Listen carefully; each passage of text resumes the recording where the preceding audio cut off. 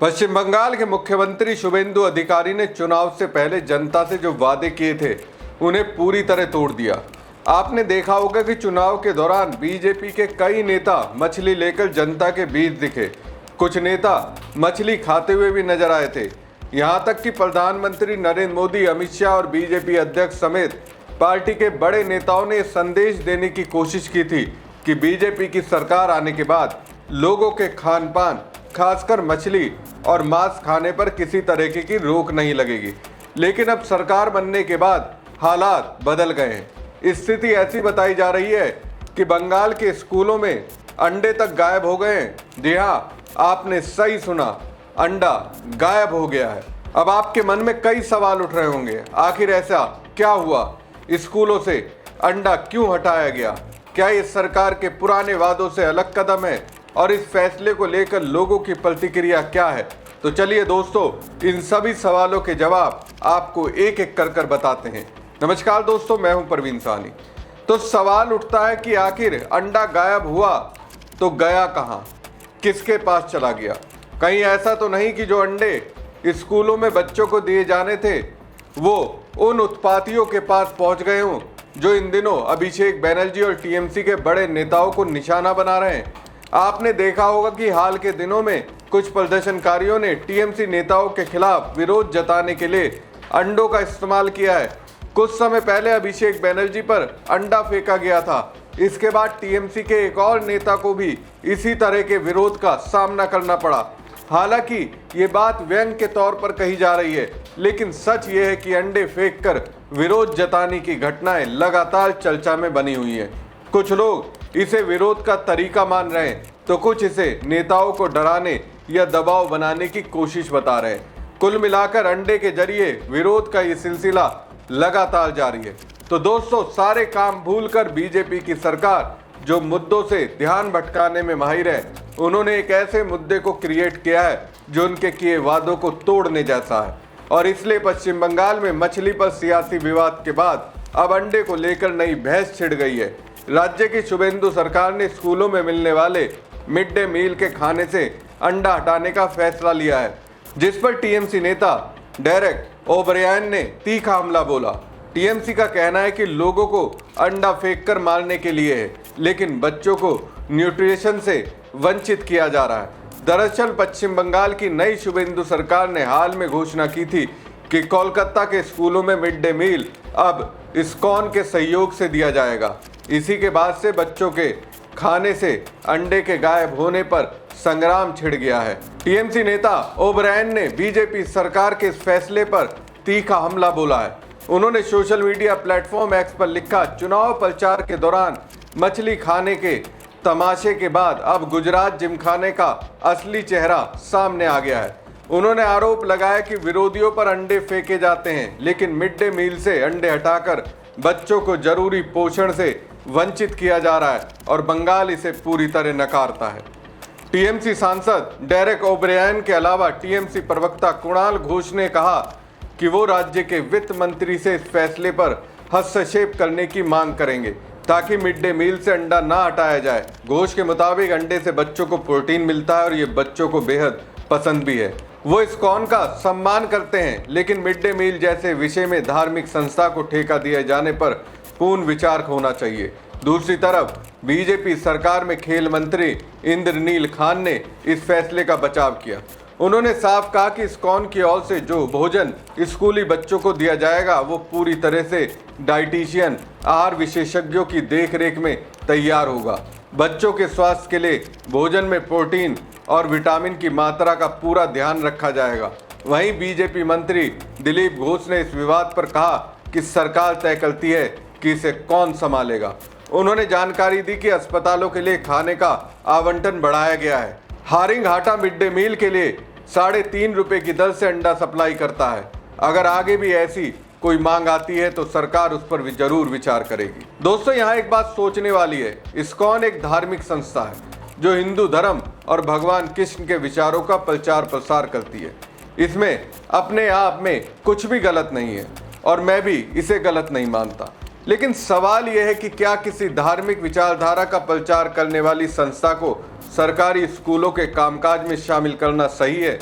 और फिर उस संस्था के सिद्धांतों को स्कूल की व्यवस्था में लागू करना क्या उचित है?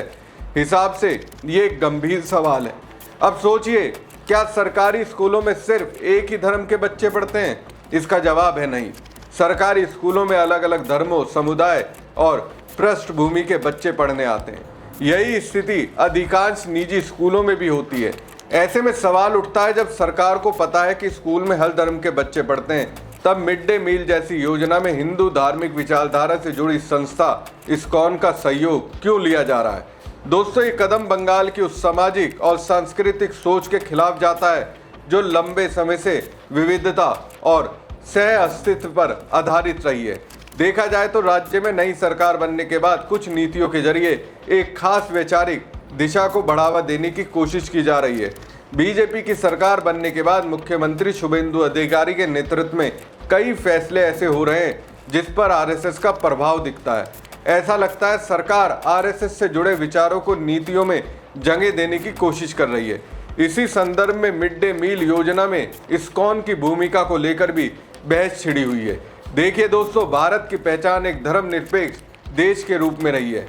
यहाँ कई धर्मों, संस्कृतियों और परंपराओं के लोग साथ रहते हैं। इसलिए सरकार की किसी भी योजना को बनाते समय ये ध्यान रखना जरूरी है कि वो सभी समुदाय के लिए समान रूप से स्वीकार्य हो।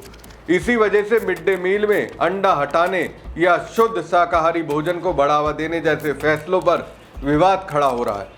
बताइए, यदि किसी धार्मिक संस्था के खान पान संबंधी सिद्धांतों का असर सरकारी योजनाओं पर पड़ता है, तो इससे उन बच्चों की पोषण संबंधी जरूरतों और विविध सामाजिक पृष्ठभूमि की अनदेखी हो सकती है। यही वजह है कि इस पूरे मुद्दे पर राजनीतिक और सामाजिक बहस लगातार तेज होती जा रही है। दोस्तों, इस पूरे विवाद को सिर्फ अंडे, मिड डे मील और इस्कॉन तक सीमित करके देखना शायद बड़ी तस्वीर को नजरअंदाज करना होगा, क्योंकि ये एक ऐसी लंबी श्रृंखला है जिसकी अगली कड़ी और भी खतरनाक हो सकती है, जिसकी चर्चा पिछले कई वर्षों से होती रही है। जरा याद कीजिए, कभी स्कूलों के मिड डे मील से अंडा हटाने को लेकर विवाद हुआ, कभी मांस की दुकानों को बंद कराने को लेकर बहस छिड़ी, कभी खान पान की आदतों पर राजनीतिक बयानबाजी हुई, कभी ये कहा गया कि शाकाहार को बढ़ावा दिया जाना चाहिए, तो कभी विरोधियों ने आरोप लगाया कि देश की विविध खाद्य संस्कृति को एक ही नजरिए से देखने की कोशिश हो रही है। याद कीजिए, कावड़ यात्रा को लेकर होने वाली बहसें। हर साल कावड़ यात्रा के दौरान बड़े पैमाने पर सरकारी संसाधन लगाए जाते हैं, सड़कें खाली कराई जाती हैं, सुरक्षा बल तैनात किए जाते हैं, विशेष व्यवस्था की जाती है। सरकार का तर्क होता है कि करोड़ों श्रद्धालुओं की सुरक्षा और सुविधा उसकी जिम्मेदारी है। लेकिन आलोचक सवाल उठाते हैं कि क्या इसी तरह की संवेदनशीलता और सक्रियता दूसरे धार्मिक समुदाय के आयोजनों के लिए भी दिखाई जाती है? यही सवाल वर्षों से राजनीतिक बहस का हिस्सा रहा है। फिर पाठ्य पुस्तकों में बदलाव को लेकर विवाद हुए, इतिहास के कुछ अध्याय हटाए गए, कुछ नए अध्याय जोड़े गए। अंधभक्तों ने इसे भारतीय दृष्टिकोण को सम्मान देने वाला कदम बताया, जबकि विरोधियों ने कहा कि देश के इतिहास और शिक्षा व्यवस्था को एक विशेष वैचारिक दिशा में ले जाने की कोशिश हो रही है। कई राज्यों में धार्मिक आयोजनों को सरकारी संरक्षण मिलने, सरकारी कार्यक्रमों की शुरुआत धार्मिक अनुष्ठानों से होने और सार्वजनिक जीवन में धार्मिक प्रतीकों के बढ़ते इस्तेमाल को लेकर भी बहस हुई। समर्थकों ने इसे भारत की सांस्कृतिक विरासत का सम्मान बताया, जबकि आलोचकों ने कहा कि भारत की ताकत उसकी विविधता और धर्मनिरपेक्ष व्यवस्था में है। और अब बंगाल में मिड डे मील का ये विवाद सामने आया है। बंगाल कोई साधारण राज्य नहीं है, ये वही बंगाल है जिसने समाज सुधारक आंदोलनों को जन्म दिया।